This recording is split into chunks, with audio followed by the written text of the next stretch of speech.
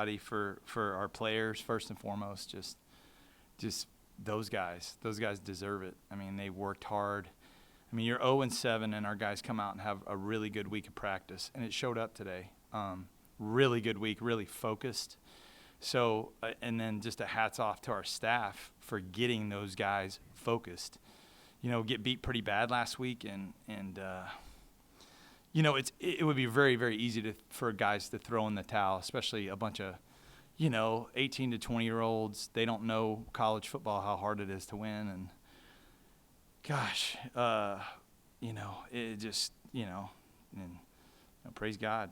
that's the biggest thing I read. It was so funny. I just opened up my Bible before the game and read, it happened to be on Acts, and it was the story of the paralytic, that had been paralyzed his whole life. And it kind of felt like like our team a little bit. We've been on the mat for a while. And and Peter and Paul is like, hey, I can't give you any money or anything, but what I do have.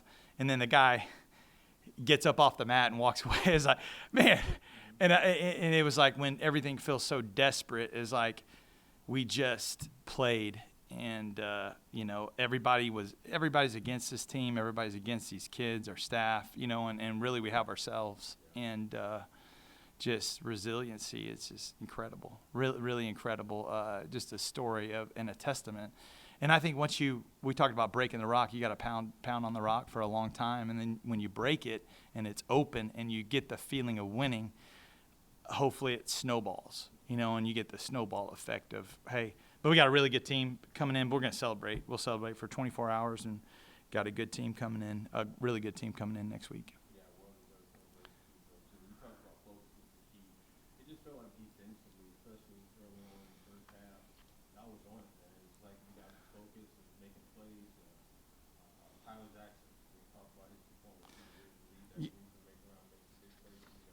Yeah, I mean, those guys just, being so popping some gaps last week, in the big plays, and just, I thought we were gap sound. I thought we tackled. I thought we made them really have to earn it. They hit the one big play, but other than that, golly, we were pretty simple in our approach, and I think our guys played a lot faster. They were sound, and that's just letting guys go play fast. That's what you got to do. Two very similar teams, both wanted to run the ball, control the clock, so the game was shorter, and we just, at the end of the day, didn't turn the ball over right. We're okay. What's that? We got the pick six was a huge flip, and then shoot, what do you say? What else is there to say? Just found a way to win. Yeah, it just felt like you guys just controlled defensively. You guys had everything controlled, make it sound bad. Yeah. Yeah, it's kind of an old school game. It's like punted the ball really well, flipped the field, had them backed up, didn't really, that was the first time in a long time we had them backed up and we didn't let them out, and we made them, played kind of a field position game. But, our staff is phenomenal. They're just incredible people. Just, they just have kept churning and waking up and showing up, and just hats off to those guys and our team and just the character of our team. Pretty awesome.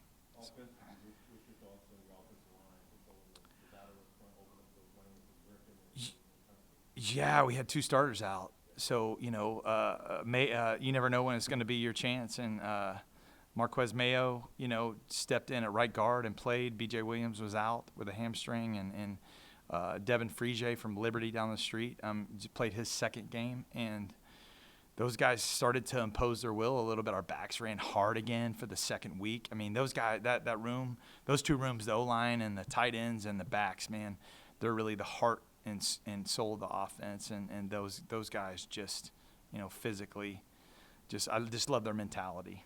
Is the game plan weekly for Griffin to come off the bench?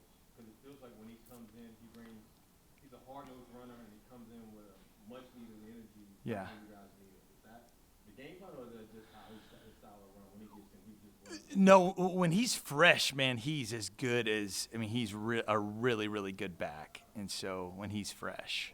And so, it's just like light thunder, two thunders. You know, he and RJ are thunder downhill runners. Major, you know, is kind of a lightning aspect, and you know, yeah. He's definitely north and south runner, but when I saw it today, especially in the second half, he's very elusive in the outfield, man. Once he gets out there in that outfield, Yeah. one-on-one. Yeah, it'll be fun to see how many tackles we broke, you know, watching the film and that sort of thing. So, you know, we rushed for 267.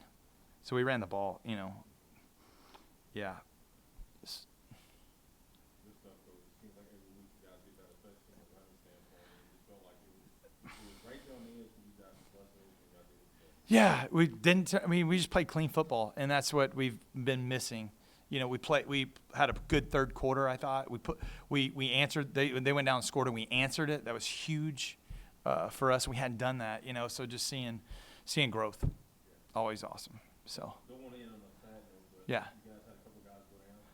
Can you give any updates? Yeah, I don't know with Seth. He was out there. He woke up. He was there celebrating after the game. So, yeah, I think he was. I'm not sure who else got hurt.